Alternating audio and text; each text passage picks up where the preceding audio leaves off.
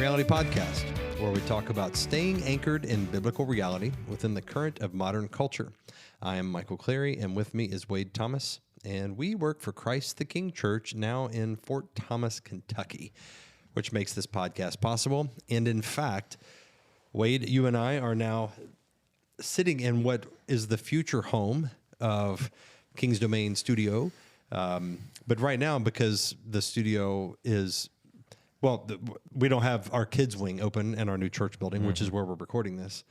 And so we're in a mostly empty room, but there are tables and chairs that are about half the height of a normal table and chair, and a little puzzle pieces and little puzzle pieces, and that little popper. I think that for those of you who like grew up in like you know 80s, maybe 90s even, you know the popper thing. It's a Fisher-Price toy, and it's got two wheels. It looks like a lawnmower, but it's like you roll it along, and it just as you roll it, there's a little thing that pops these little balls in the middle of it underneath a little clear dome, and there's a popper in here. So a lot of this is kids stuff that we inherited from the church that just left it behind that we bought this building from. Anyway, this is the room we're recording in. Feels like a pediatrician's waiting room. Like that's, if you picture a pediatrician's waiting room, that's where we are right That's exactly what this feels like. Very well put. And so I'm just waiting for the doctor to come in. Right, and, yeah. You know, Mr. Thomas, You can come back and pay us $300 for us to put a Band-Aid on your kid. And yeah, I just realized as I'm listening to us, it may sound like we're in a cave. You know, we recorded the World Economic Forum episode in a different part of our last building. And there's in our software that we use. You can pull the echo out or something. Well, there's it's called Studio, just like Studio Audio or something like that. But it's an AI algorithm that it applies to the microphone, to the audio track. And what it does is it just automatically EQs it, normalizes it, gets the level, and it removes background noise. I mean, it really is pretty impressive. So by the time like you hearing this, listener, if you hear the echoiness of the room, then it didn't work. Yeah. Or the guy that edits it, Zach, he didn't turn it on. But if you don't hear any of those things, that means the magic of AI. Yeah. Of course, the content is not AI. No, well, yet. I mean, at some point in the future, you will probably hear a current reality podcast hosted by a more intelligent and competent crew that is artificially generated. I was actually just listening last night to, he's the conservative guy who's the voice of, your kids are too old probably to know Tangled, the Rapunzel Disney movie that came out like 10 years. No, my kids watched that. Okay. Yeah, we watched that. The guy who voiced Flynn is a conservative. What's his name? Some listeners going to be like, but either, he went on with Matt Walsh and was talking about both the good and the bad that he sees coming with AI. And he's bullish on its capabilities, but a little bit of he sounded a little doom and gloom about the prospects of what it might mean for humanity. I'm pretty doom and gloom about AI. I mean, I do think that there are. I mean, like tools amplify what you already are. So whatever if you're. Whatever tool you have, it amplifies some function, and it's going to amplify whatever it is that you want to amplify. In artificial intelligence, there are godly men and women who will use it for that purpose. But I think on the whole, it's a kind of technology that will ultimately make us dumber, and will not. There will be an amplification of evil that I don't think we're prepared for, and I'm sure it really will make us dumber. Because we will be not utilizing parts of our brain that we currently rely on that will be replaced by AI. And while I'll use this as a awkward segue, totally unplanned, but our artificial intelligence generated conference. Where there won't be any speakers here, but they'll just be... No, I'm kidding. Yeah, it'll just be a screen and a hologram of Andy Stanley that will beam him from Alpharetta, Georgia. No, our conference that's coming up in King's Domain Conference, it's called Future Proof Christianity. And, it's interesting, like, when we give it the name, and I made a little trailer for it, and I would just... some of the little B-roll that I used in this trailer were like, robots and technology and stuff. And it was meant to convey there is a future that's coming and we want to be prepared as Christians for that future. But I think that it did leave the impression with some people that, this is about futuristic things like the Jetsons or whatever. It's like, this is about technology and stuff, which it isn't. I mean, it is sponsored by Elon Musk, but that's not. I mean, he only gave us $1 million, right? So that's we'll see how much of his content. If any listener actually thinks Elon Musk sent us money, I want to meet that listener. Yeah. Well, so that's not what the conference is about. The conference is about all things related to just what do Christians need to be prepared for, and I've just put for the next 20 years, so that way there's some kind of reasonable time horizon that we're thinking about. What do we need to be prepared for? So how do we need to think about preparing pastors in the future, or raising children in the future, planting churches in the future, whatever. But in light of that, I think there is a need for us to talk about technology, and so I do think that there will be either a breakout or a main plenary session. But the speaker lineup, so the conference is May 8 through 10. And it's in Fort Thomas, Kentucky, at our new building, which is really close to the Cincinnati airport, right across the river from Cincinnati. Right. So if you're here in Kentucky, we're not in the middle of nowhere. We're like Cincinnati area.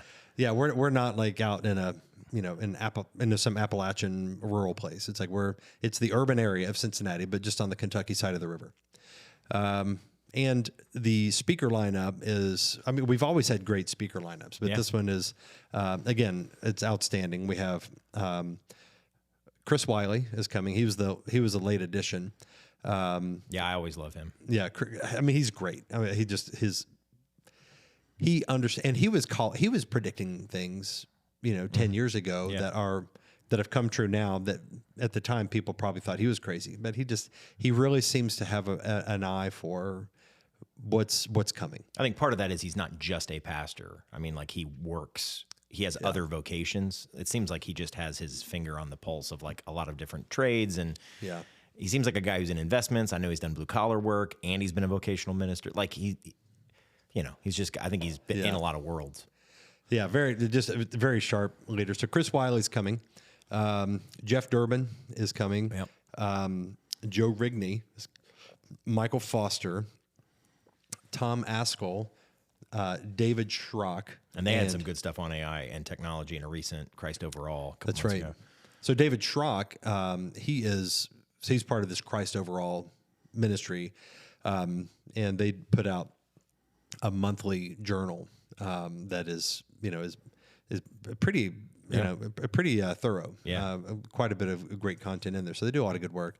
But they did one about technology. It's like a Baptist First Things. I mean, like, it's serious stuff. Like, you read it and you're like, this is not, Reader's Digest. Yeah. all of our Gen Z don't even know what I'm talking about when I say, what is the equivalent of like what is the Highlights magazine? Like, what do I say if I want to say something that, I guess, TikTok. It's, this is Charlie Rose, not TikTok. I don't know. Nobody knows who Charlie Rose is that's either. True. And you've referenced him before, and I think before I said nobody knows who Charlie Rose is. And I did not listen. People think it's, so like when you say Charlie Rose, I think Pete Rose, because they call him Charlie Hustle. Yeah. And so you say Charlie Rose, I think immediately Pete Rose. That's good. I never even made that connection. May he rest in peace. I doubt he is, but Pete, he died recently. Pete Rose did. Pete Rose. Anyhow. Yeah, David Schrock, good stuff. Christ Overall, good stuff. Yeah, so I published a piece for them, and actually the January edition of Christ Overall on the image of God, and how that is the engine of taking dominion. So that was cool. Anyway, so commercial. I'm winding down this commercial for the conference, King's Domain Conference, May 8 through 10, futureproofchristianity.com. Mm-hmm. And the cost is very reasonable. We're not trying to make money. So it's $120 is the ticket price, but for the quality of content that you'll get. And networking, getting to meet other like-minded Christians. Pretty much everybody who comes to this thing is a conservative, Bible-believing, serious Christian. They're the kind of person, if you're like us and you're in fill-in-the-blank field, you're going to meet people here that you'd want to know. Yeah, yeah. And we'll have a singles mixer, which we did last year, and that was a that was a big draw for the conference. Yeah, absolutely. It was just that a lot of people were coming, to meet other singles. And, yeah. So I'll wind down that commercial and kick it over to you to talk about our topic today. What do you got for us, Wade? Okay, before I give you the lay of the land, one last thing I'll say on AI. George Gilder's Gaming AI. That's a book I read last year that I found helpful. Gilder is, I think, evangelical. Marriage. He did the marriage book that Cannon, Wilson. that Cannon published a while ago, or like a year ago or something. I think he's evangelical, not Catholic. Either way, the book on AI is very good and comes from his Christian worldview, even though it doesn't explicitly mention Christ. But basically, he explains, I think, pretty in an academic way that was hard for me to follow because of my limited vocabulary, but in a very helpful way, he explains the sort of the cap on what AI can do, and explains pretty persuasively what it cannot do and why it cannot be a human mind, even though it can do things. Yeah. Anyway, lay of the land. Okay, so today's is you are what you watch, read, and listen to. Obviously, there's figurative, hyperbolic language there. You're not literally what you watch, read, and listen to. But similar to how we say you are what you eat, as in what you eat is going to significantly impact your mind, your body, your life. What you watch, what you read, and what you listen to are going to do the same thing. And particularly here, I'm talking about stories. And you can make the argument a lot of the news that you consume is also story, and that's probably true. But particularly here, I'm talking about narrative forms. So things that give you an idea, either for entertainment purposes of what a compelling story is, or give you an idea of the kind of story you should be in. We're narrative creatures. That's how God made us. And so stories it's inescapable that you will find yourself in stories and put yourself in stories. That is part of what it means to be a human being, as opposed to a polar bear. Human beings need stories, and that's why God gave his people so many of them. If you do not intentionally train your heart with the right stories, you will inevitably find yourself trained by the wrong ones. So let me start by saying this. Stories are created by people. A lot of us, over the last couple of years, we've noticed there's no such thing as morally neutral, religiously neutral government. Right. There's no such thing as morally or religiously neutral schooling. And a lot of us realized that late in the game. Like, we went through public school, came out of it, and then through helpful guidance from, in my case, a lot of theonomic and post-millennial sort of types, but I think really just careful Christian reflection on this and the last couple of years would show you the government is inescapably religious. It will have blasphemy laws. Education is inevitably religious. And so similarly here, stories are created by inevitably religious, inescapably religious human beings, even ones who claim atheism. And so a story, a man or a woman's story, or a group of people's story will inevitably reflect what it loves. They'll inevitably reflect loves and convictions and truth assumptions of their authors. That does not mean that every story created by a non-Christian is one that you should avoid. So I'm not saying any story created by a non-Christian is off limits. But I am saying that we need to have more discernment. We need to employ more discernment in the stories that we ingest than we have been, than typically as Christians we have been. Yeah, I find that interesting, that point there, that you're saying it doesn't mean we should avoid all non-Christian stories, which there's been this trend in the last probably 15 or 20 years where there's been the opposite advice, which is let's find gospel themes in any kind of story, any kind of movie, and and I don't deny just being created as in God's image, there is a certain motifs or archetypes that do have deep resonance with the soul, spirituality, and those are shaped by the God who made us, even if we don't acknowledge him or worship him. And so there's a lot of movies will reflect that, like self-sacrifice, Messiah figures, and that sort of thing. But it's become such an absurd trope, Right. that You should not be looking for the gospel in 50 Shades of Grey or Magic Mike or, dare I say, even like a Taylor Swift that's album. that's what I was thinking. Yeah. Now is like there's the gospel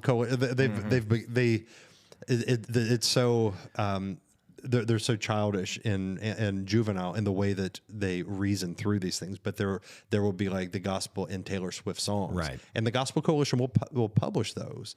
But I think it even though that's kind of an extreme caricature, there is something about all stories have a formative effect, and all stories are reflective of the worldview and the priorities and the spiritual belief, religion of the ones who created it. So I think what's going on that is so distasteful and that you and I would find repugnant in something like that, let's find the gospel in Taylor Swift. What's going on there that you should not do, listener, none of us should do, is just figure out a way to baptize whatever the cool kids already like.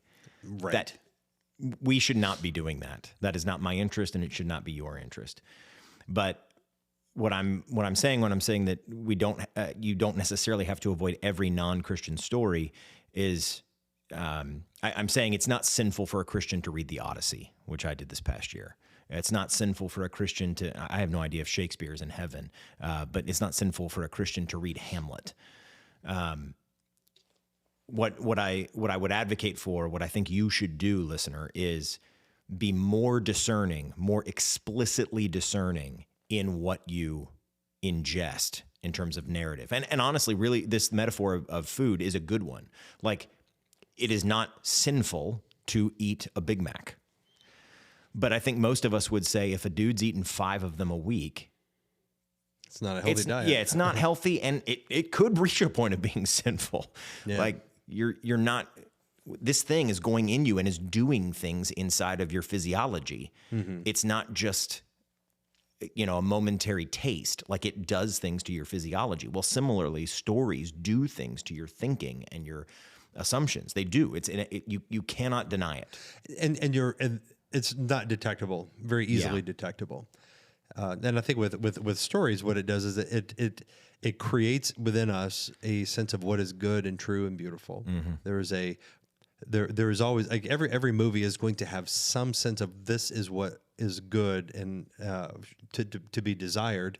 And very often with Hollywood movies, it is the things that the Bible would condemn as vices, right? But they're held up, so it's indulging the flesh, sexual immorality, whatever. There are things that, and like some of them can be, very subversive. Like a lot, there's a whole type of literature or movie where the bad guy is actually the protagonist of the story. It's like a non-ironic Screw Tape Letters. Yes, that's right. Or it's like and I find, like, when I watch these movies, I'm cheering for the bad guy, because it's like the story is told in such a way that you want this person that you have come to sympathize with, and their story and what their goals are and what they're trying to do. You ever seen The Town with Ben Affleck? I have. The bank robbers, and it's like you're rooting for Ben Affleck, the bank robber, who like his buddy shoots at cops. I'm pretty sure cops die, like, in their final one at the Fenway Park, and like you're rooting for them. Yeah. Yeah, and but the point being that is a very simple illustration of what you're saying, and just that they do cultivate desire, and if you do this often enough, the things that you find desirable will bleed from movie and fiction life into real life, to where it's like you will start to be very sympathetic to things that the Bible would say is evil. Yeah, I mean, did you notice how many young people cheered for Mario, whatever his name is, who murdered the health insurance executive in New York City? So this is a man who murdered another human being. And by the way, it's appalling regardless of that man being married and having children. He murdered somebody. I don't even need to tell you about his home life for you to be able to condemn that. It's not like, well, if he'd have been single and old, then I guess not a big deal. This guy murdered another human being. Totally unjustified bloodshed, and yet he was held up as a hero by not a small number of the Mario guy. Gen Z. Yeah, the Mario guy who committed the murder was held up as a hero by a lot of Gen Z, like 25 and under folks. And there are clever ways that those are justified. Yeah. It's like, well, the CEO that he murdered was, somebody may argue, it's like, well, that company that he represented made evil decisions that were unjust. And that very well may be true. But vengeance does not belong in the hands of an individual. It belongs in the hands of the Lord or in the system that God has appointed to bring about justice. But it is sinful and wrong to take justice into your own hands like that. That excuse is not going to stand at the great white throne judgment. You're not going to be able to stand there and be like, well, here's why I murdered this man. But yeah, so movies do inevitably, they shape the things that we think are virtuous, the things that we think are normal, the things that we think are beautiful. A mental hook that you can hang this truth on here that I'm describing is the contrast between two fantasy writers, ironically or coincidentally, who both have RR as their middle initials, J.R.R. Tolkien and George R.R. Martin. So Tolkien, obviously, I'm sure you know, listener, wrote The Lord of the Rings, which is, I think, technically a single book in 3 volumes. I think to call it a trilogy is actually a misnomer. So who? So they weren't published together, but I think he considered it a single novel in 3 volumes. Interesting. I didn't know that. Yeah, but regardless, we're on our second trip through them as a family. They're fantastic books. The Silmarillion is, collected fiction, world building. I've read that once. The Hobbit, obviously most people are familiar with. The Hobbit's great for little kids because it's very fairy tale-y and has a little more humor in it than Lord of the Rings. But so Tolkien created that fantasy world and really kickstarted a lot of what we know of as fantasy nowadays. I mean, he was sort of the father or grandfather of most of fantasy novels today, which I've not read. And the only fantasy novels I've ever read are the Lord of the Rings. Okay. But I want to contrast him with George R.R. Martin, who created the Game of Thrones universe, the novels, and then obviously the formative figure through creating the novels of the TV show on HBO that no one should ever watch. None of you should ever watch or let your children watch. You should tell everybody you know not to watch that show. Somebody gave it to me once, and I did not know about the just explicit pornographic sexual stuff in it. And I figured it was like Lord of the Rings. And so I threw the first DVD in and watched the first episode. And I'm like, I don't ever want anything to do with this ever again. Yeah. I have not seen Game of Thrones, so I don't know. Good. I don't know how bad it is, but I've heard this, and I concur. But I know that I wonder, is it categorically different or worse than what is in so many other shows that I may have seen? It's this unknown. Yeah, maybe not. There may be some listeners who are like, well, dude, are you not watching any movies that come out today? And I mean, to be honest, I don't watch a lot. Like, I go to IMDb or Plugged In and I'll look, and if there's explicit sex scenes, I just don't watch it. So there might be some people who do not do what I just described, and they're like, Game of Thrones is pretty normal. But I mean, it's the kind of sexual scene where I'm like, this would be literal pornography if the camera just shifted a bit. Yeah. Like, so whatever that means, I have zero qualms about telling you, listener, don't ever watch it. But I want to contrast the two guys and how their assumptions about their convictions and beliefs about what the world is and who made it and why it exists and all of that, how they got into the story. So here's Tolkien, 2 quotes from letters by J.R.R. Tolkien. I think you can buy his published letters. I believe the first one was to a priest. Tolkien wrote, "The Lord of the Rings is, of course, a fundamentally religious and Catholic work." I'll pause to say, obviously, Michael and I are not Roman Catholic, and we oppose the heresies of Roman Catholicism. That said, both Michael and I believe there are people who are saved in the Roman Catholic Church, despite what Rome teaches, right? Yeah. Not because of what Rome teaches. And my hunch is that J.R.R. Tolkien is among them. Regardless, he wrote within a broadly Christian worldview. Yeah. That the triune God, who is Father, Son, and Spirit, is the one who made the world, and that's why reason makes sense, and that's why there is objective truth, and that's why beauty is beauty and ugliness is ugliness.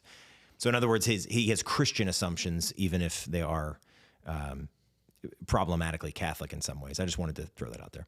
But he continues, unconsciously so at first. Lord of the Rings is a fundamentally religious and Catholic work, unconsciously so at first, but consciously in the revision.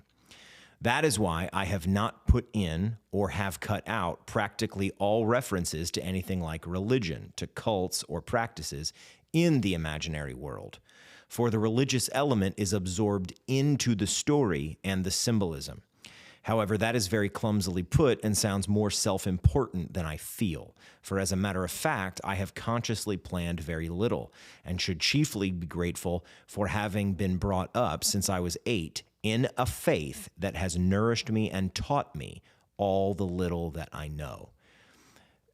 A concise way to put that is, I've not been able to find this quote, but years ago I read that somebody pointed out to Tolkien, it seems like Frodo is a priest, Gandalf is a prophet, and Aragorn is a king. Did you consciously put the prophet, priest, king theme, which obviously is Christian and associated with our Lord Jesus Christ, did you consciously put that in there? And his answer was, again, this may be apocryphal because I can't find it, but I read it years ago. He responded to this person who asked, interesting, no, I didn't, but then I'm a Christian, and my worldview is going to get into my story whether I want it to or not. Yeah, some writers, they have a consistent worldview such that when they write about any one thing, that tells you a lot about what they think of everything. And I think C.S. Lewis said something to that effect at one point where, and that is, I think that is the way that Tolkien writes, and that he has a very active mind and a vivid conception about the way the world is and should be that reflects his own Christian convictions, such that they don't need to be explicitly allegorized. Yeah.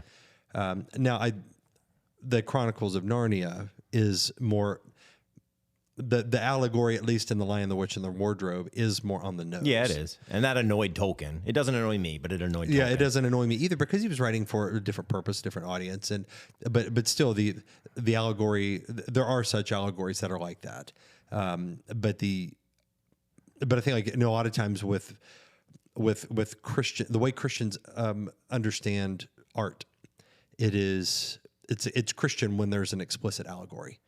And it needs to have an explicit allegory or some kind of evangelistic appeal at the end, or pray with me kind of message, or it's not so much we think and feel and act in completely Christian ways throughout, and that is reflected just in the world that is created. Rather, it's we're just going to take ordinary characters and they go to church, and the problems they struggle with are more explicitly Christian. It's like, I think Fireproof. Yeah. It's like, well, he's got a porn problem. They have marriage problems, and then there's some redemptive thing. And I don't knock that as bad or wrong, but there is something more full and meaningful in the way Tolkien approaches it, to where it doesn't need that explicitly allegorized element in order for it to be something that reflects his Christian convictions. Yeah.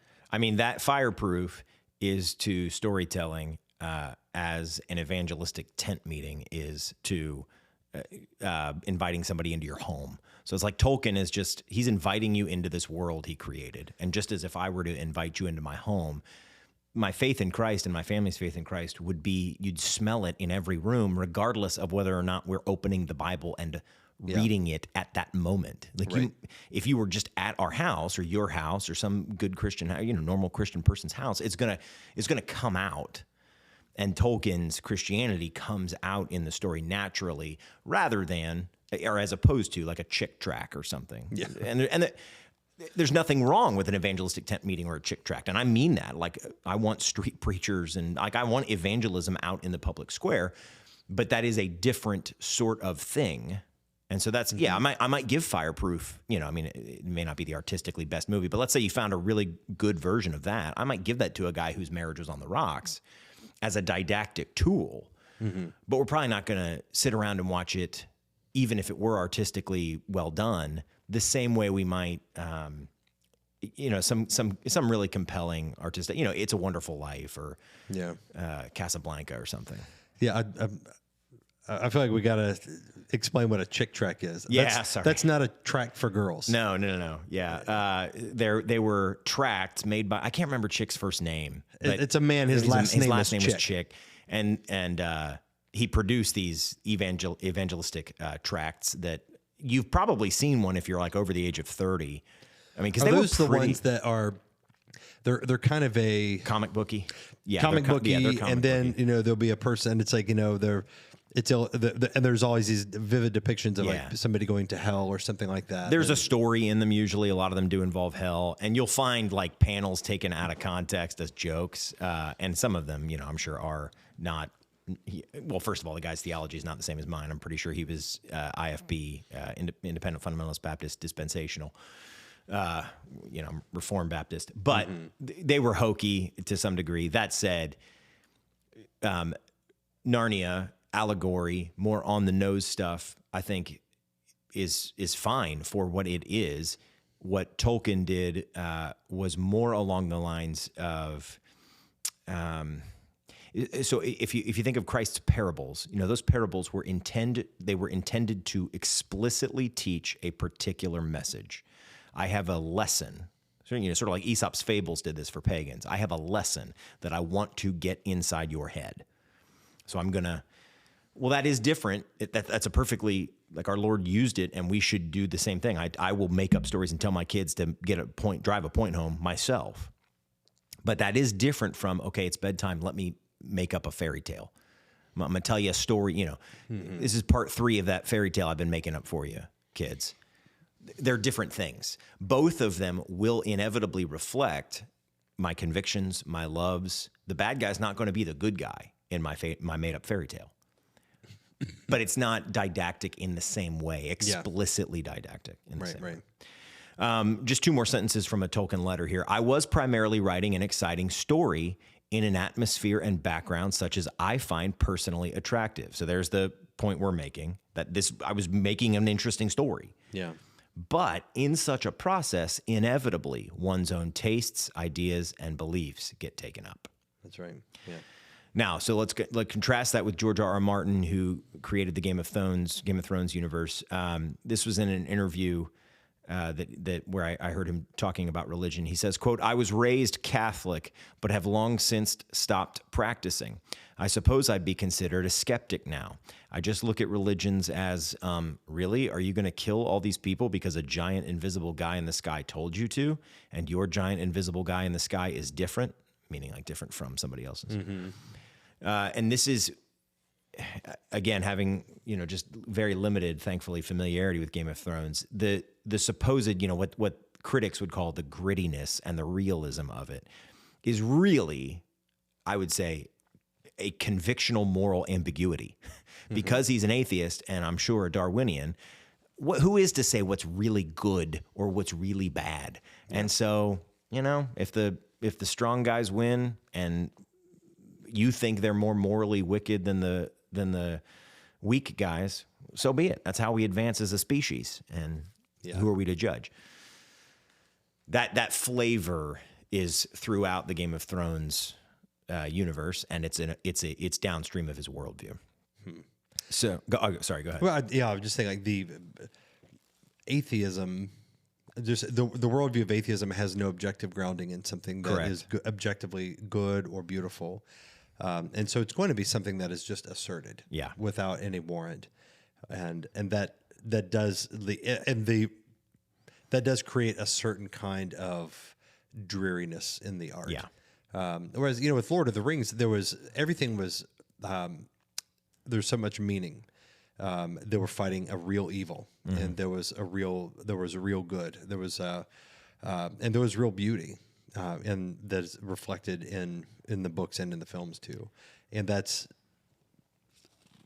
does you don't get that from what you get. You don't get that from an atheistic worldview, which everything is just arbitrarily asserted. Yeah, and a great example of what you're describing, the contrast between an atheistic. So I read a lot of fiction.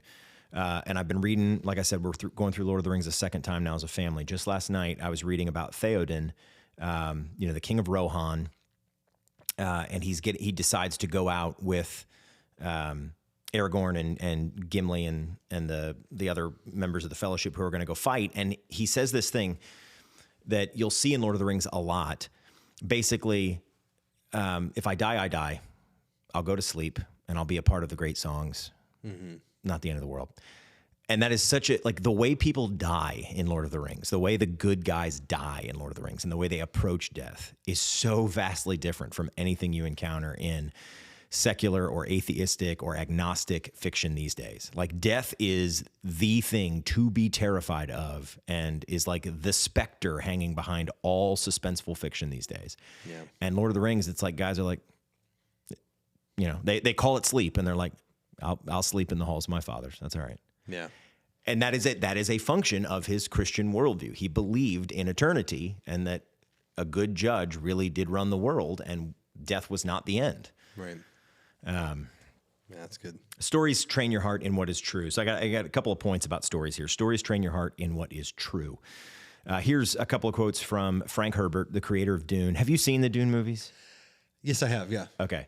I've not seen the movies and I've not read the books. I'm very, in a cursory way, familiar with them. Do you, before I even read these quotes, do you have, like, as you saw both the new one and do you have thoughts on the movies? Like, I mean, were they problematic for you? I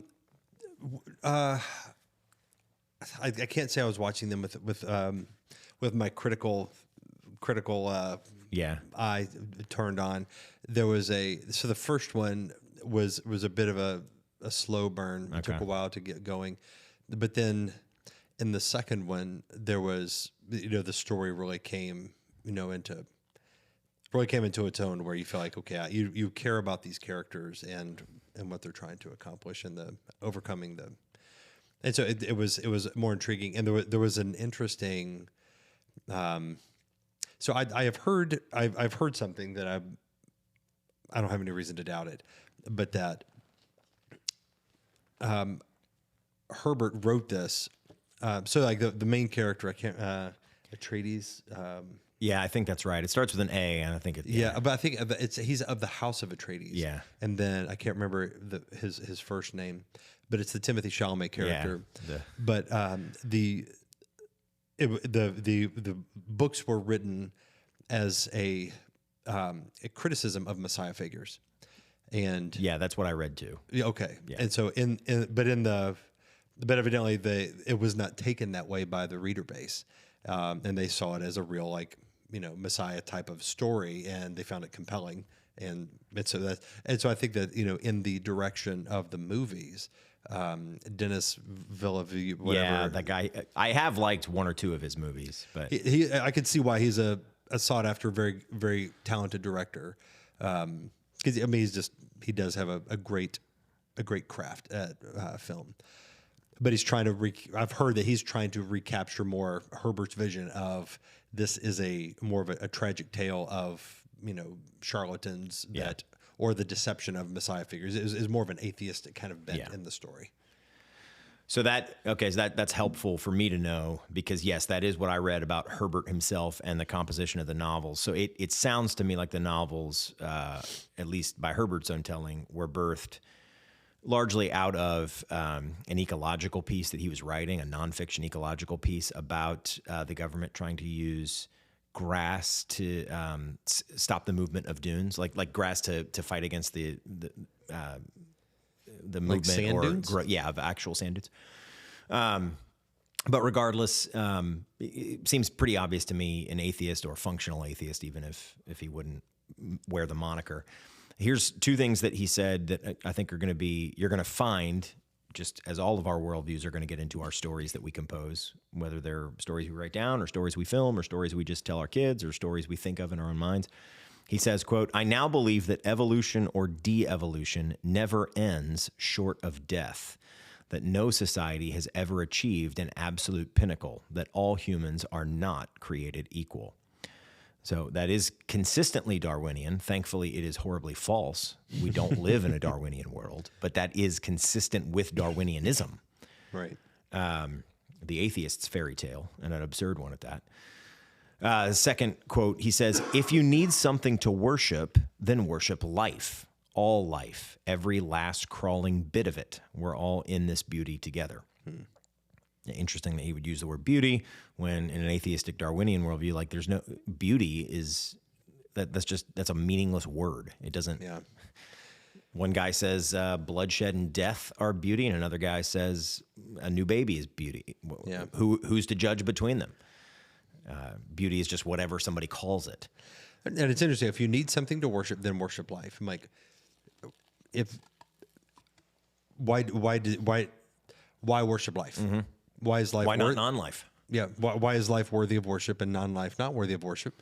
It's an arbitrary assertion. Right. It really is no rational basis for the value of life at all. Non-life or nothingness could be just as valuable. And the only reason why we would say it's valuable is because of brain chemicals that create the sensation of rational thought that we know can't be rational because the universe is not rational. Nothing is rational. Right. And so atheists are the only consistent atheists are nihilists, and nihilists are the most miserable people that you would not. Right. Nihilism is horrible PR for atheism because it truly is like utter despair. And you can't even consistently live that way because they don't even, if the ones who aren't, jumping off of a building right this second are not living as nihilists. Yeah. So this is true throughout atheistic stories and secular stories in general. They're going to borrow Christian capital from the Christian worldview in which their authors were nested. And play on that capital. So human life matters, which can be demonstrated objectively through Christianity, but cannot be demonstrated objectively in an atheistic worldview. But human life mattering, that's going to be a central feature of almost every story. Yeah. Okay, so that's stories are going to train your heart in what is true.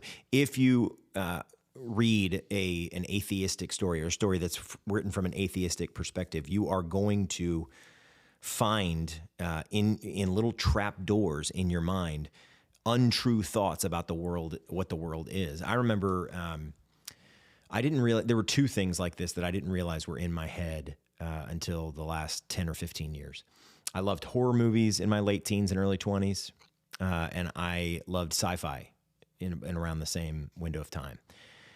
And I didn't realize until the last decade or so how much some of the beliefs about what the world is that I got from those movies and their ethos had gotten into my thinking. So for instance, in horror movies, there is a sense that the world is chaotic and violent, and there's ultimately no governance that is overarching it, whether it's like The Walking Dead or even serial killer movies like the Hannibal franchise or whatever. Like there's this sense that we ultimately are in a meaningless place in which bloodshed and violence are going to befall innocent people, and maybe the guy gets caught, maybe the zombies get defeated, maybe but not always. And there was a horrible movie called The Stranger. I think it's called Strangers or The Strangers. That came out about 10 years ago that is a very good example of this, where it's just like... It's a horror movie? I've never heard of it. Yeah, it's a horror movie. I think the guy who played... I think the guy who played Thor might be in it. But either way, it's... if you could read the Wikipedia page and not be scandalized, I think. The Strangers? Yeah, Strangers or The Strangers. I'm sure some of our listeners will know it. It was a big enough deal that it spawned, I think, 2 sequels. But it is a fair example of what I'm describing, where the serial killers at the end, the bad guys who have been terrorizing these 2 people in this cabin, they just win. And their answer as to why they do it is, I think this might have come in a subsequent film, but the answer to why they're doing it is just because we can, or no, why not? Why are you doing this? Why are you doing this to us? A protagonist asks, why are you doing this to us? And the answer the killer gives is, why not? Why not?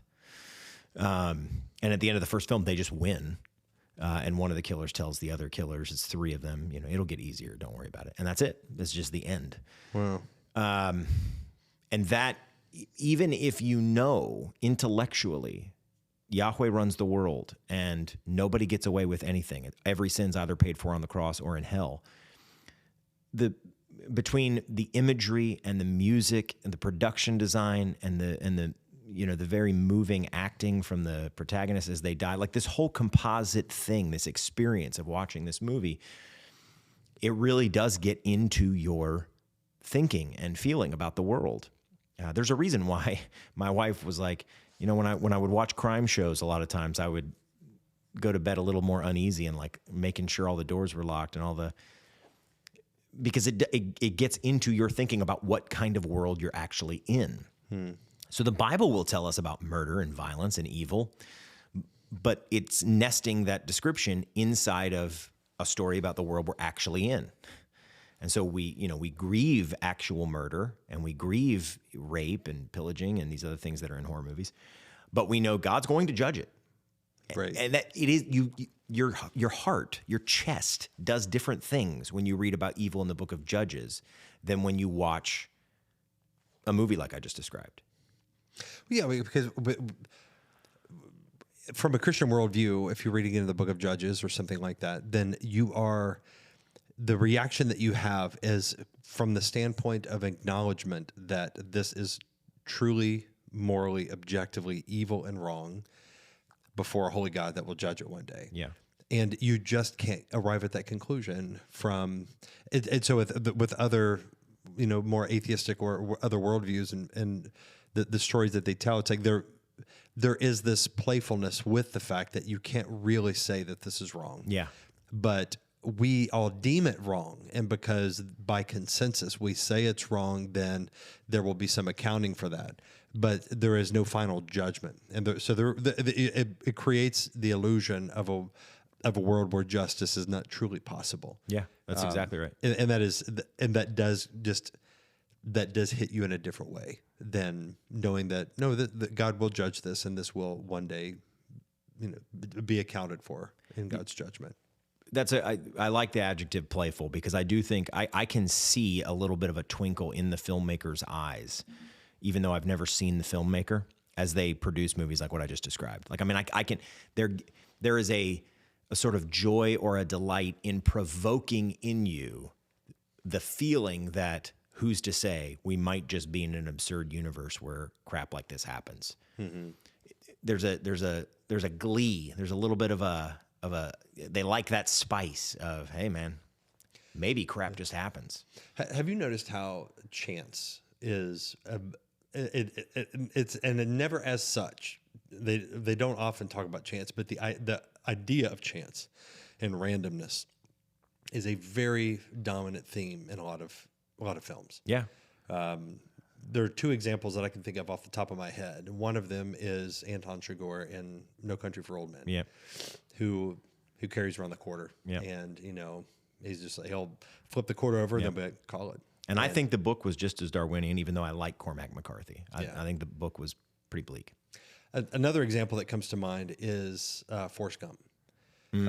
You have the movie begins and ends with this feather floating around. Yeah. And the idea there is that Forrest is just floating around through life, and all of these things just by serendipity happen to him that, and he's not causing it to happen because he's a doofus. He's like a mentally challenged, guy that doesn't know where he's at half the time, and yet all these amazing things are happening, and they're happening by the forces of chance that he just happens to be there to benefit from them. And those are the two examples that come to mind, but I know that there have been many others that I notice it a lot. Yeah. Where this randomness, chance, no providence at all, nothing higher than just us at work in the things that happen to us in life. The one that came to mind for me, you probably haven't played them, but the Halo games, the Halo franchise. I don't think I know, but of them. First-person shooter. Yeah. So I mean, the first one broke all the records for the original Xbox. I've only played the first three. I played them when I was, early college years, mid 2000s, and then I've played them with my kids. But at the beginning of Halo 3, I remember it because it was such a. I hated it. I hated it so much. But the third game starts with Cortana, the AI, telling Master Chief, telling John 1:17, what was different about him. Do you know what she says? Something like, do you know what made you stand out? Like what made you different than all the other Spartans, all the other men, super soldiers that we created? You had something that none of them had. And there's this dramatic pause. And then she says, you know what it was? Luck. And the game starts with him surviving the ship crashing and when nobody else does. And I just remember thinking, like, you don't want to say God. Like you're naming something. You're giving it a spiritual import. Yeah, some force that's beyond your control. Right. That is somehow causing things to happen, but it's a blind, impersonal force that you just label luck because it turned out in your favor. Right. So I totally have seen what you're describing. So stories train your heart in what is true. And I'll I brought up the sci-fi one. There was like 2001: A Space Odyssey is probably the greatest sci-fi movie ever made. But there was also a time, I certainly can't commend it to you because I'm sure it has stuff in it now that I would find objectionable. But I remember 2001. No, the movie I'm about to say. 2001, I don't think there's any sexual stuff in it, and I don't think there's bloodshed in it. Other than like the apes, the monkey,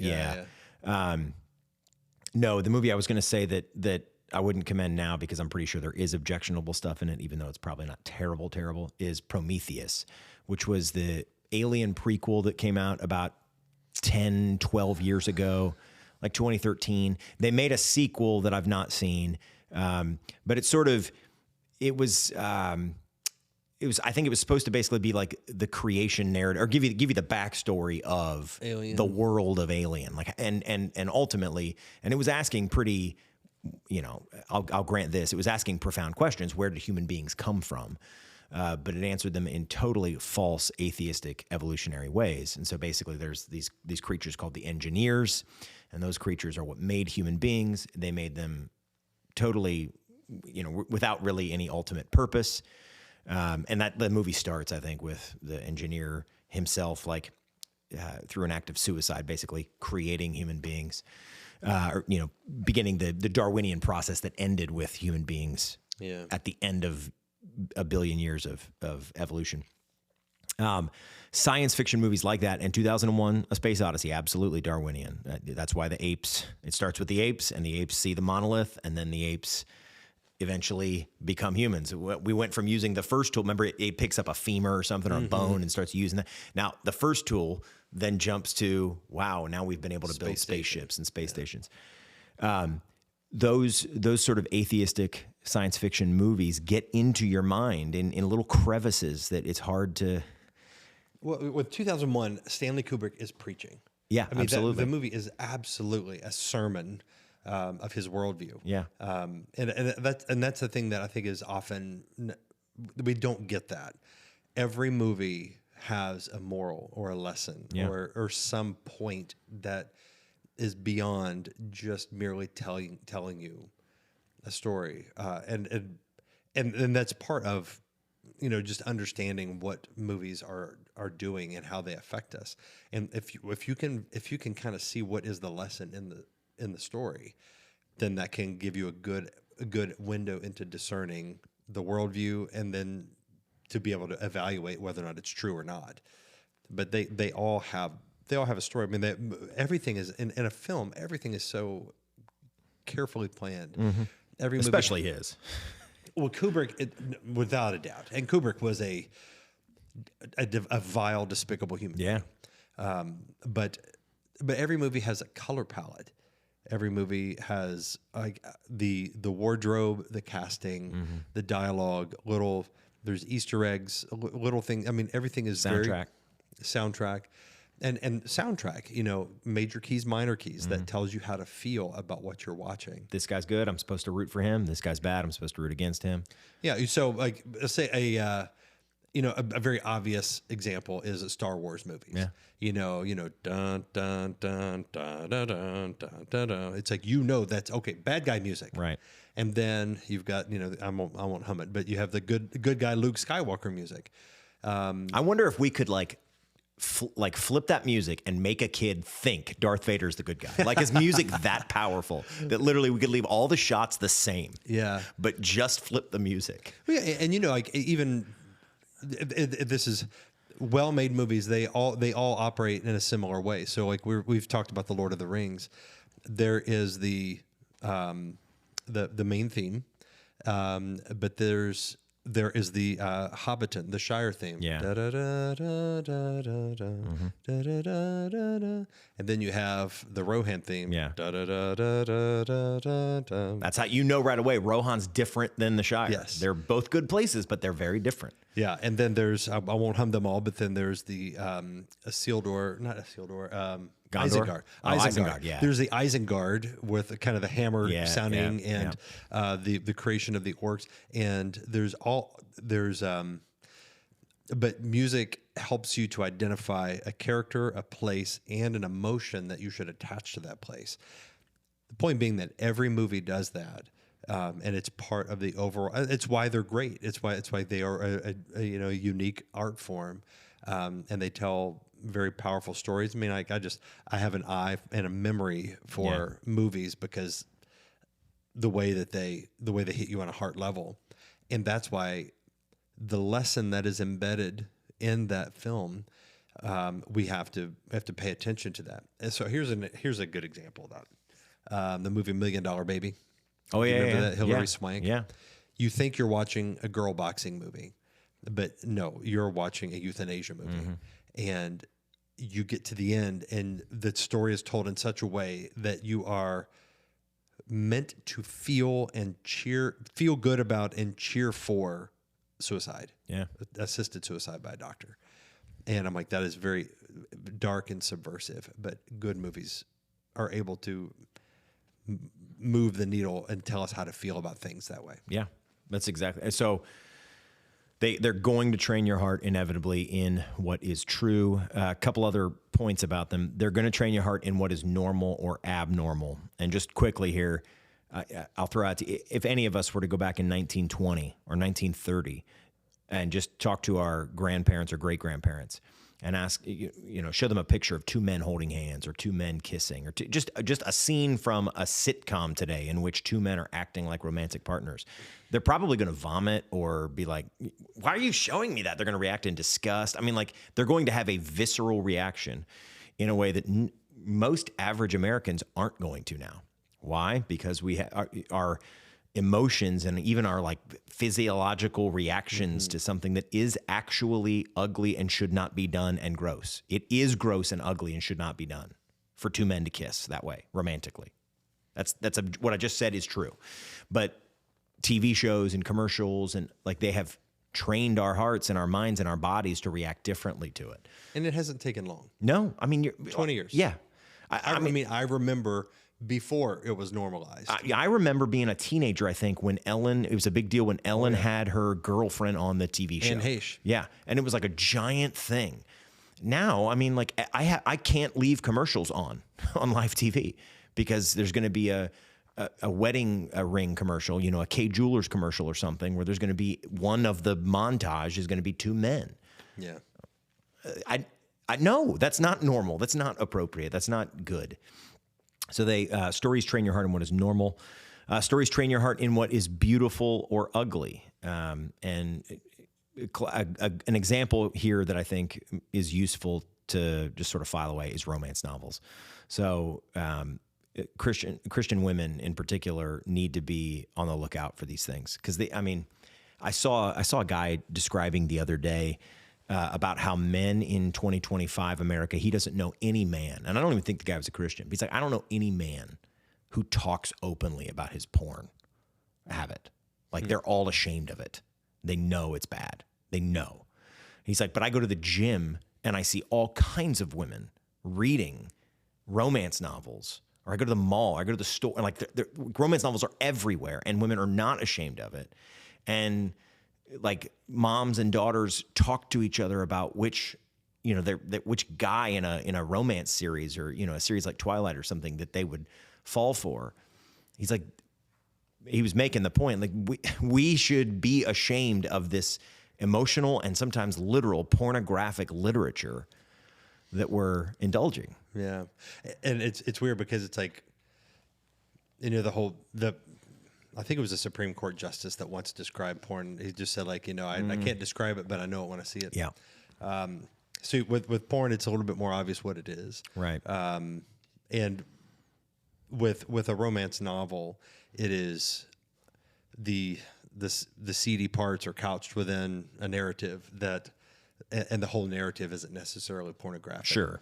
And so and I think for a lot of men, it's hidden from view because I have no interest. I'm not really a fiction novel guy to begin with, but if I were to read fiction, I can guarantee you I don't want to read a romance novel.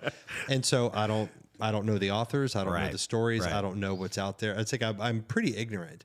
And I mean, I have a teenage daughter, and my wife reads a lot of books, and my daughter reads a lot of books. And so that was something more that Laura, my wife, I had to keep an eye out for just to make sure she knew about it. Like she was aware that those. Yeah. And I mean, there's, similar resources like Plugged In or whatever. It's like there are places you could go to kind of find out, but also it's like, it's, if it could be considered high art, then it could be assigned in school as literature. That's right. Yeah. And I mean, of course, now schools are assigning pornography, as great film too. But it's like these are things you just have to look out for. And I see your point. Yeah, about and I think novels. the one there that I'll point out is just it will train your heart into thinking that self-discovery and a thrill, even at the expense of your marriage vows, like a woman leaving her husband because she was unhappy in that marriage, but this old flame from high school showed up. Like that there's a musical swell almost that you feel in the book as she finally does it and discovers her true happiness. Yeah. It trains your heart to think that adultery is beautiful or that fornication is beautiful. So they train your heart in what is beautiful and ugly. They also train your heart in who the good guys and bad guys are. I'm going to read here real quick the ending of 2008's Milk. I never saw it, obviously. I'm guessing most of you haven't either, listener, but you probably remember it. Sean Penn won Best Actor.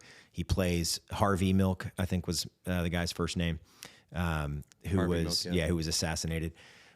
This is from the end of the film in which there's just, beautiful music playing and extras and presumably characters from earlier in the film, gay men and maybe some women walking with candles in a candlelit vigil and you hear Sean Penn's Harvey Milk reading this over that footage as the movie ends. I ask this: if there should be an assassination, I would hope that 5, 10, 100, 1,000 would rise. I would like to see every gay lawyer, every gay architect come out. If a bullet should enter my brain, let that bullet destroy every closet door. And that's all. I ask for the movement to continue because it's not about personal gain, not about ego, not about power. It's about the us's out there. Not only gays, but the blacks, the Asians, the disabled, the seniors, the us's. Without hope, the us's give up. I know you cannot live on hope alone, but without it, life is not worth living. So you and you and you got to give them hope. You got to give them hope.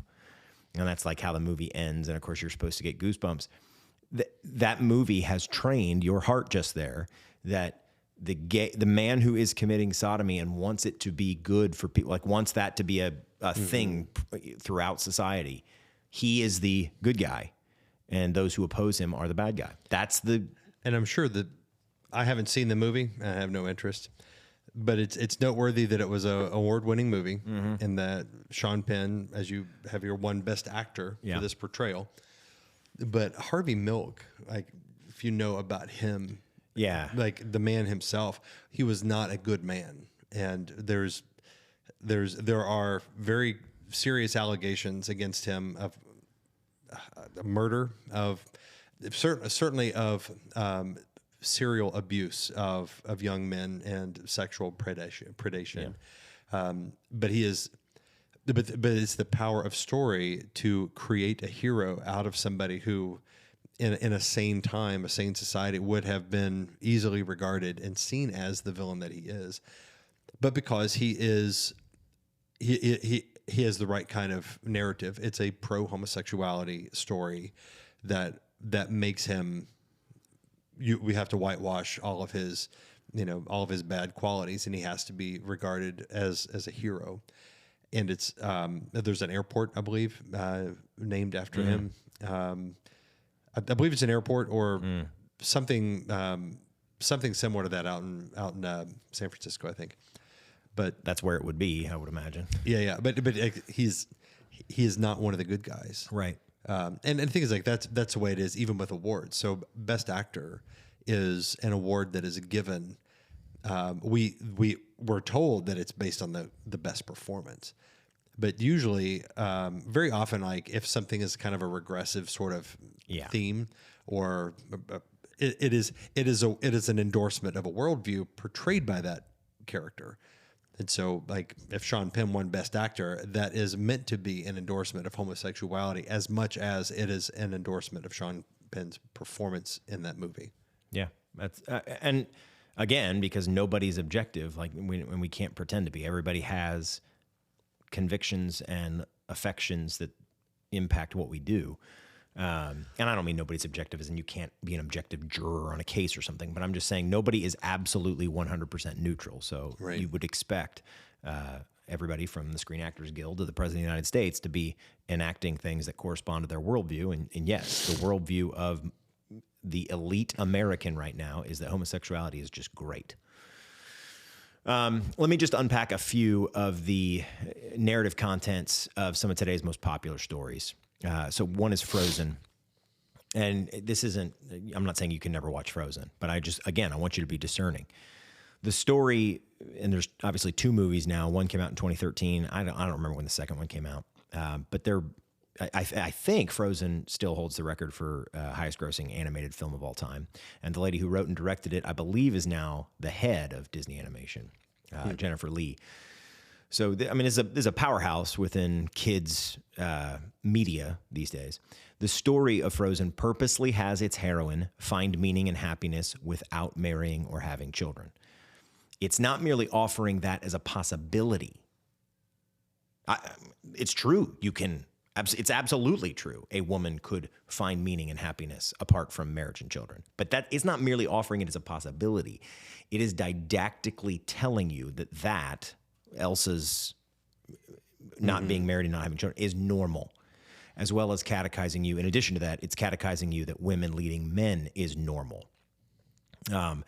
Here's a quote from a Disney interview with Jennifer Lee. Jennifer Lee, by the way, she wrote or produced a documentary called Feminist Stories from Women's Liberation. This is the woman who wrote and co-directed Frozen.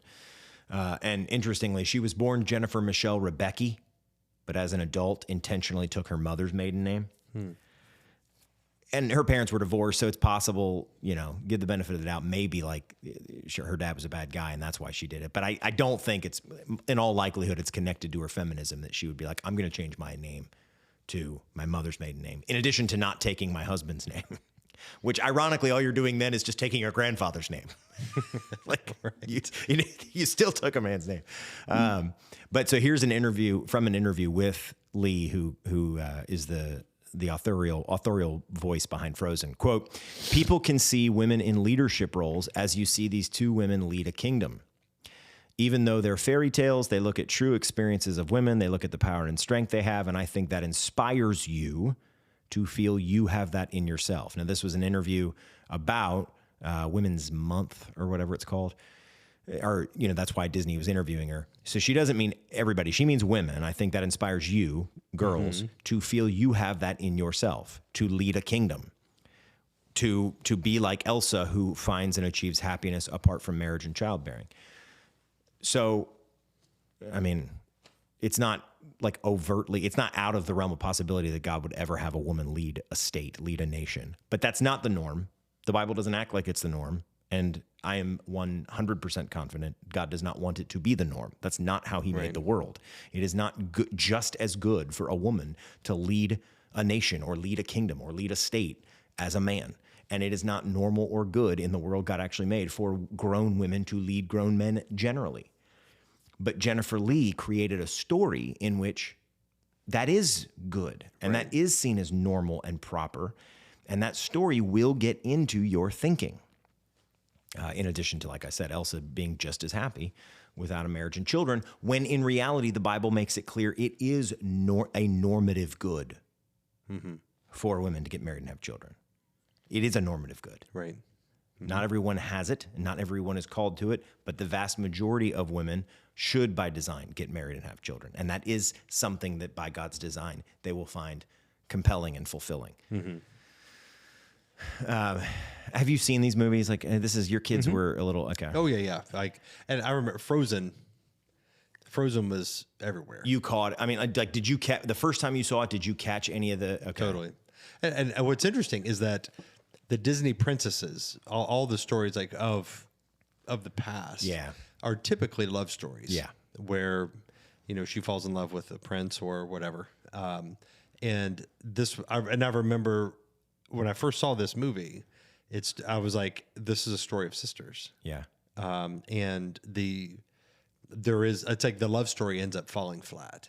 It's been a while, but it's like the prince that she was interested in, kind of, he turned out to be a villain or something. Yeah. And I'm like, boy, isn't that the I don't need no man kind of feminist trope, which, it's just, and how many little girls like had Frozen Halloween costumes and lunchboxes, and they watched it again and again and again and again. Yep. And it catechizes the souls of people who internalize that message. And mothers and parents might think, it's just kids' movie. And I'm like, don't underestimate the power of story to shape what, not an overt message. This is Frozen is feminist propaganda. It's like, it's not going to announce that at the beginning of the movie, but it so subtly gets into your bloodstream to where, the little girls think, I should lead a kingdom. Yeah. I should rule over men. And why wouldn't that be normal?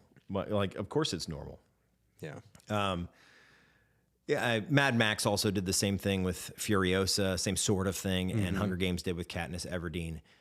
What is praiseworthy in women is them acting like men. That's what those kinds of stories are doing. What is praiseworthy in women, what deserves the musical swell in a woman, is her acting like a man. Yeah. Horror franchises like The Walking Dead, Scream, Alien, and The Purge. I already told you a little bit about that. They put into your heart, catechize your heart, that the world is chaotic, it's ungoverned, and that human beings are essentially insignificant accidents in a violent and disinterested cosmos. If you're curious, one guy you could read up on that I think was at the headwaters of this was H.P. Lovecraft. He's an atheist from the early 20th century, and a lot of guys like Stephen King, I think would name Lovecraft as a huge influence on them. Lovecraft was a total atheist, explicitly. I mean, his whole universe that he built in his short stories assumed a totally absurd universe governed by these sort of alien-like or godlike creatures that were absolutely unintelligible. They gave no... Human beings were totally irrelevant. Human beings were as irrelevant to them as rocks. And so his horror stories kind of... The feel of them is when you peel back the layer of the universe, when you peel back the skin of the universe, what's on the other side is total absurdity that doesn't care whether you live or die. Wow. And so that's like that's the smell, that's the feel of all of his fiction. And I think has gotten into a lot. Nicolas Cage was in a movie version of one of his most famous stories, The Color from Outer Space, a couple years ago. I've not seen the movie, and I won't. But the story is pretty awful. Okay, and then most nature films and TV shows, unless these are explicitly opposed to Darwinist and secular environmentalist assumptions, the ones that we're all swimming in, those assumptions, most nature films and TV shows are going to treat human beings as the problem afflicting what would otherwise be a pristine and beautiful world. And that is almost literally the opposite of what Scripture teaches about humanity. Scripture teaches that we are the pinnacle of creation, meant to subdue it and make it fruitful. And the Bible's words for where people are not, where human beings aren't, are words like desolate and wilderness, not unspoiled and untouched, which is what David Attenborough would call it. Right. Do you watch much nature stuff? I'm familiar with Attenborough. The Planet Earth. Yeah, but like nature shows. I mean, they all come from a naturalistic framework, and they'll say like, well, this evolved over billions of years to have wings and fly around. and it is just taken as true. There's no argumentation for it. It's just like, this is just the reality, the truth. Yeah. And never acknowledged is the many problems with Darwinian evolutionary theory. Yeah. But it's just assumed to be true, and that's it. And that you can't underestimate the power of, especially when you're young, those assumptions affecting even just like, let's say I know God made people and animals directly. The fact that if I've watched a million nature documentaries that just assume evolution is true, that will impact how I feel about admitting that I think it's true God made animals and humans directly. Like, I'm going to feel stupid because all of the nature documentaries I watched, even though I know God made them, assumed he didn't. And so I'm going to feel like a rube. Yeah, and it is presented with an air of superiority. Yeah. You know, there's if you think anything other than this evolved for billions of years, then you're part of the problem, and you are ignorant backwoods. You're not quite scientific. Probably voted for Trump. Probably. All right, so let me just give a couple of points of counsel here. We need good novels and fiction. So I want you, listener, to read good novels and ingest good fiction. So if you're not a reader, that's fine. If you're not a fiction reader, that's fine. But find some way to ingest good fiction. We need tales and imagery that correspond to the true story we're actually in. And that's the true story of the Father, the Son, and the Spirit making the world and rescuing it from sin, along with a people for themselves. That's the story we're actually in. So here's just a few examples, some of which, maybe all of which you're familiar with. The Chronicles of Narnia, Moby Dick, which is not written by, I'm pretty sure, not an evangelical Christian, but is a powerful story. Robinson Crusoe, which is explicitly Christian. I don't know whether Daniel Defoe's in heaven, but it's a conversion story. I mean, it reads like a long, exciting Sunday school lesson. I mean, Robinson Crusoe becomes a Christian on the island, disobeys his father's advice, his good Christian father's advice, joins the naval world or the shipping world, gets shipwrecked, and through Bibles that he, along with other stuff that he's able to rescue from the shipwreck, becomes a Christian and survives on the island. Pride and Prejudice by Jane Austen, War and Peace and Anna Karenina by Leo Tolstoy, Shakespeare, anything by Shakespeare. I don't know whether Shakespeare's in heaven, but almost all of his stuff is worthwhile. Anything by Charles Dickens, and Little House on the Prairie. So those are just a smattering of examples of good stories, good fictional stories that can feed your soul. Anything that you'd throw in that you've seen recently or read recently or heard in the past, read in the past, listened to in the past, seen in the past that is fictional that would be good for the soul? Like I said, I'm not really a novel reader. I like, when I read a novel, I like to read something that I know is going to be, there is some, I'm reading either a classic or something that is like really worth the time, but I just get bored. Are there films that you've seen in the last few years that you're like, okay, this was like good for my soul, or this was good, I could see this being good for someone's soul? Anything like that that's struck you? I'd off the top of my head, okay. No. I know you like No Country for Old Men, but you probably wouldn't say that. I've not seen it. I've read the book, but it's probably not good for the soul, I'm guessing. Yeah, so I that's a good distinction. I do enjoy art, the art of a film well made, and with discernment, I can watch it and appreciate the artistic. Yeah.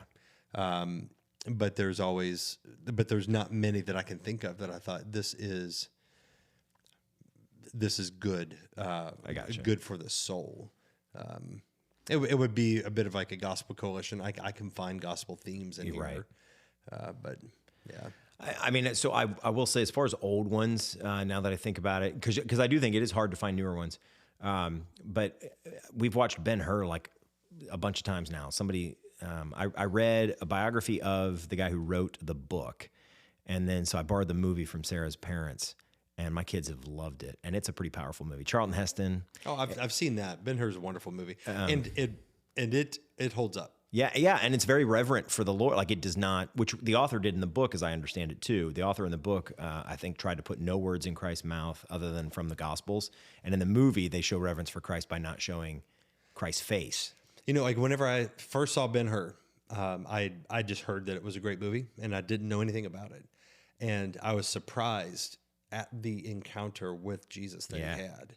And I was like, oh, that was really unexpected. Yeah. And it was very, like you said, it is very reverent and tastefully done, and such that I thought it's. I've seen the movie one time, and it was 30 years ago that I saw it, and I could still picture that the scene where he's walking up, he's like a slave, and Jesus gives him a cup of cold water. Yeah. And it's like you just like I get chills just thinking about, man, it was such a powerful moment, and that I thought that depiction of Christ in that moment was so moving. Yeah, very well done. I mean, it is. I totally agree. That scene is one of the most powerful scenes I've personally ever watched. And in a saner world, that actually I believe still holds the record for most Oscars won. Really, I think it's now tied with Return of the King and Titanic. But I believe it was 11 Oscars that movie won. Now, have you seen the remake of Ben-Hur? No, that came out like 8 years ago or something. Yeah, I don't know why anybody would dare remake it, but they have. Yeah, and I'm just curious if it was any good. I mean, I doubt it. I know. I've been listening to a biography of Charlton Heston, and it sounds like the values of that story that were written into it by Lew Wallace, the Civil War general, were shared by at least the primary makers of the film. And so nowadays you're probably not. And so you're going to be, anytime you try to take a Christian story as like an anti-Christian or hostile to Christianity director, you're just going to be critiquing it. You're going to ruin it. Yeah, and I feel like what would they do with Ben-Hur these days? It's like they would take the main character and make him transgender or some other minority. Ben-Hur. Yeah, Ben-Hur. Yeah, totally. I mean, that's funny to even make that connection in my mind. But that's what they would do with it. And I'm just like, I'm not. Why would you do that? Like, you don't need to. And it just shows that Hollywood has run out of good ideas. Yeah. I mean, it's remake after remake and franchise and sequels, and I'm like there's little original great storytelling left. Well, I mean, when you look at Renaissance paintings, when you look at a lot of the art that was produced within a more overtly and explicitly Christian world, I think you're seeing that art will reflect the worldview of the artist. And if the worldview is coherent and corresponds to the world that actually exists and the God who actually creates, then the art will reflect that and be more majestic. But if the art reflects a worldview that is antithetical to the world we're actually in, if you think the universe is absurd and is here by chance and that nothing ultimately matters, your art is going to be pathetic and flimsy and derivative. In addition to fiction, we need the stories of saints who've gone before us. What Hebrews calls the cloud of witnesses. So here's just a handful of examples, and I mean, basically just true Christian stories, actual Christian stories. Autobiography of John Patton, missionary to the New Hebrides, Cannibal Islands in the 1800s.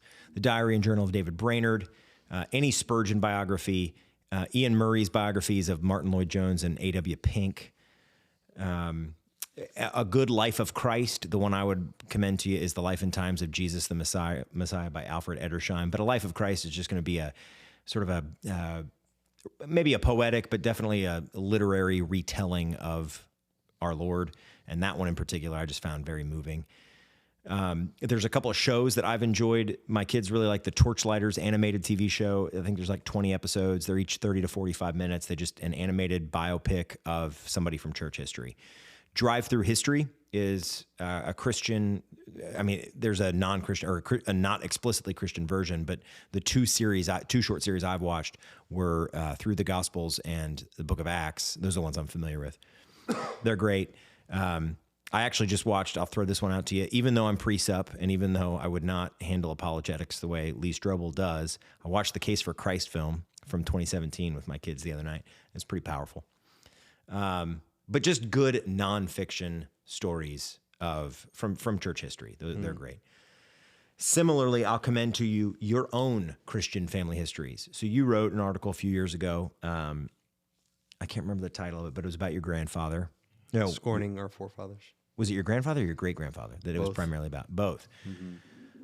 So it might be good for you to kind of explain some of that, because I think that was that got as much traction as almost anything you've ever written, for good reason. It was fantastic. I'm pretty sure everybody who read it probably was moved to tears. I remember guys at the SBC, at least one guy from the convention last year told me that he was moved to tears by that article. But that's a good example of what I'm saying. Here's real story for my children and other Christians that will kind of correctly reshape your mind and get you holding up as admirable what's actually admirable. Mm-hmm. You want to flesh out a little bit what was in that article, or just kind of that story? Yeah, well, the article is just it started as a little tweet thread that I was inspired to write before I got into sermon prep one Thursday morning, and by the end of the day, it was like it had ricocheted around the world a couple times, and it was picked up by. Anyway, it was but I had no idea when I wrote it that how deeply it would connect with people. But it was just a story of my own repentance of having an elitist attitude towards my Appalachian grandparents. And so I compared my own experience of being a young church planter, thinking that I had accomplished great things when really I'd done nothing because I'd only done it for a couple of years. But my grandfather and great grandfather were faithful Appalachian country, barely educated Baptist preachers for decades. So my great grandfather, he ministered for 80 years, and he lived to be over 100. And so just I don't plan on being alive 80 years. I mean, that's a beautiful thing. Minister for 80 years. Yeah, and it's like. Back in those days, they educated you to the 3rd grade, 4th grade, 6th grade, something like that, and then you're out in the fields or doing manual labor. And so they knew the King James Bible, and that's all they knew. And their theology was, they did not have the sort of theological tools and resources that I have, and so I used to kind of look down on them because their theology is all, But I'm like, no, they loved the Lord, they were faithful, and they had the best theology that they could come up with just from their own mind, reading the King James Bible over and over again. And so, yeah, there's going to be maybe some little holes in their theology, but their lives were fruitful. Yeah. And so I wrote about that, and I think a lot of people recognized in themselves a similar elitist attitude that they, repented of in the same way. And that's doing what Michael just described is a perfect example of what I would want you to do, listener. So if you got a Christian saved father, mother, I mean, we watched a movie the other day, made me think of drug addiction. I told my kids, I'm like, none of us would be here if it weren't for God saving heroin addicts, because God saved Grandpa in 1983, and then Grandpa had Dad, and then Dad had you guys. Yeah, and none of you would be here if that hadn't happened. Like telling your kids, telling yourself, telling your friends, telling the Christians you care about stories, true stories of what God has actually done. It is a necessary way to feed your soul in what is actually going on around us. Because we're not computers. You're not going to just like take in stimuli and plot them on a spreadsheet, like a chart. Mm-hmm. You are constantly thinking about how you fit into the world around you and what your life is supposed to be and how it's supposed to chart out and who the heroes are and who the villains are. You're doing that constantly. So feed your soul on that kind of story and remind yourself of what is actually heroic, like your grandfather and great-grandfather. A handful of stories I'll commend to you about God, stories in which God is the central character or the hero. Pilgrim's Progress, including, I really commend to you the 2019 animated film, Pilgrim's Regress, which is C.S. Lewis's take on the story. The Riot and the Dance film series about creation and nature and what God's doing there. Paradise Lost by John Milton. It's a fantastic long-form poem. The Patterns of Evidence documentary series. Is Genesis History documentary series. These are just stories that you can feed your mind and your heart in which what God is doing in history and what God has done in redemption is the central character. couple of ways I think you should unmask some sophistry, some of the tricks of language or of the way the culture frames the narrative in this storytelling mode that it is in our post-Christian West. Just two. First, our day and place makes us the central characters in every story. It makes you the central character in every story. Literally, I saw a billboard, I've seen it multiple times now, from one of the hospital groups here in the tri-state area that says a universe of you, something like that. We orbit around a universe of you. Like, oh, wow. And that's like their pitch to you is why you should pick them, is that's you're the center of the universe. And I'm like, that is such pagan nonsense. We're not the central characters in even our own biographies. The living God is. So don't buy into that that sort of divine secrets of the Yaya sisterhood kind of ethos. Secondly, many popular stories in today's landscape are simply picking at the actual beauty and truth of Christendom, and I want you to notice that. So they don't have anything substantially good or true to say about the world. They just simply get their jollies at picking at what Christendom taught them was good and true about the world. And so they're the equivalent of a 5-year-old drawing a mustache on the Mona Lisa and then saying, "Do you look at my art?" Like, kid, that drawing would not even be coherent if the Mona Lisa weren't already there. Right. So just be aware of that. 2 scriptures to commend to you the practice of feeding yourself good stories. Just 2. If you wouldn't mind reading Exodus 13, 3 through 8. Yep. I'll give you a second to turn there. I'll read the first one, Joshua 4, 4 through 7. So in the book of Joshua, towards the beginning, this happens. Joshua called the 12 men from the people of Israel, whom he had appointed, a man from each tribe. And Joshua said to them, "Pass on before the ark of Yahweh your God into the midst of the Jordan, and take up each of you a stone upon his shoulder according to the number of the tribes of the people of Israel, that this may be a sign among you. When your children ask in time to come, 'What do those stones mean to you?' then you shall tell them that the waters of the Jordan were cut off before the ark of the covenant of Yahweh. When it passed over the Jordan, the waters of the Jordan were cut off. So these stones shall be to the people of Israel a memorial forever." They represent and they occasion your telling this true story about what God actually did. Yeah. You say Exodus 13, 3 through 8. Yeah. Then Moses said to the people, "Remember this day in which you came out from Egypt, out of the house of slavery. For by a strong hand the Lord brought you out from this place. No leavened bread shall be eaten. Today, in the month of Abib, you are going out, and when the Lord brings you into the land of the Canaanites, the Hittites, the Amorites, the Hivites, and the Jebusites, which he swore to your fathers to give you, a land flowing with milk and honey, you shall keep this service in this month. 7 days you shall eat unleavened bread, and on the 7th day there shall be a feast to the Lord. Unleavened bread shall be eaten for 7 days. No leavened bread shall be seen with you, and no leaven shall be seen with you in all your territory. You shall tell your son on that day, 'It is because of what the Lord did for me when I came out of Egypt.'" So just similar, here's this physical thing that is going to occasion you telling the story of this real thing that God actually did. Yeah, amen. And why every month?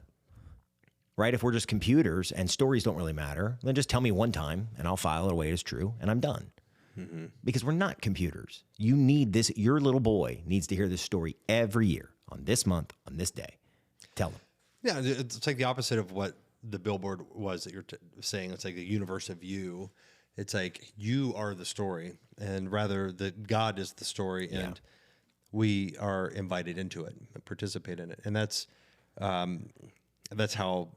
I mean, we like our worship service. Yeah, that's right. It always tells a story, and it's a long tradition of churches that tell a story through the different rituals and acts that they perform. So there's a call to worship, and then there's an acknowledgement of our sin, and then there's an assurance of pardon, and then there's a time of gathering, a fellowship with God at a fellowship meal, and then a benediction where you're sent out. And so that is a narrative that is performed throughout the hour and a half that you spend in worship together, because we're constantly rehearsing the same gospel story. The themes and patterns need to be beaten into our heads every week. That's right. We are prone to forget. We are prone to wander. We are prone to believe false things. And so we do need constantly to be reminded we are actually in a story. That's real. And it's the truest story of them all. But we're not the main character. God is. Yeah. Just 3 reasons for hope, and I'll send you out benediction, if you will. Truth, a reason rooted in truth. The Bible really does tell us the story we are in. So you do have the actual narrative, the actual script, and it's right there in front of you. The 66 books of God's Word tell you the story you're actually in. A reason for hope rooted in the gospel. Our desires for heroes, our desires for victory and the bad guys getting justice, those desires correspond to the actual good news of Christ and his cross. You do desire the bad guy to get his comeuppance. You do desire the victor to come back and mete out justice and win and slay the dragon. And that's the good news, is the story of the actual hero doing just that. He's much better than Odysseus. I read the Odyssey last year and was appalled by some of the pagan nonsense and bloodshed and awfulness and lust in that story that was probably held up as heroic to the ancient Greeks. The good news tells the actual story of actual virtue and actual justice. And thirdly, a reason for hope in the midst of all these crazy secular atheistic stories, postmodern stories that we find around ourselves, is the church. You are not doing this alone. Just as Pastor Michael reminded you, a good church is going to be rehearsing the gospel with you every single Lord's Day. Every single Sunday, you're going to be hearing in the actual worship of your church the story that you're actually in, the true story. And then you're going to interact with those Christians. They're your brothers and your sisters, and they'll sharpen your sense of, what does my life actually mean? Who are the actual good guys and bad guys? Where is my life actually headed? What really does matter? They will tell you that true story. So let them, and be encouraged. Thank you for listening to the Current Reality Podcast. Feel free to send us some feedback at currentrealitypodcast@gmail.com. If you found this episode helpful, consider leaving us a positive review and sharing it with a friend. The Current Reality Podcast is brought to you by King's Domain in Cincinnati, Ohio.